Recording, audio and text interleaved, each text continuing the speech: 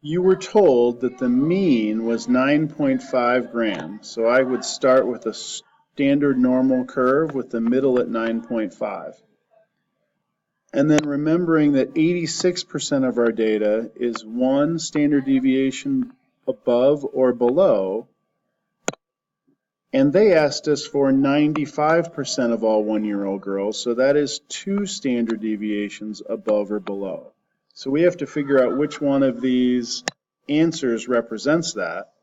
They told us the standard deviation was 1.1.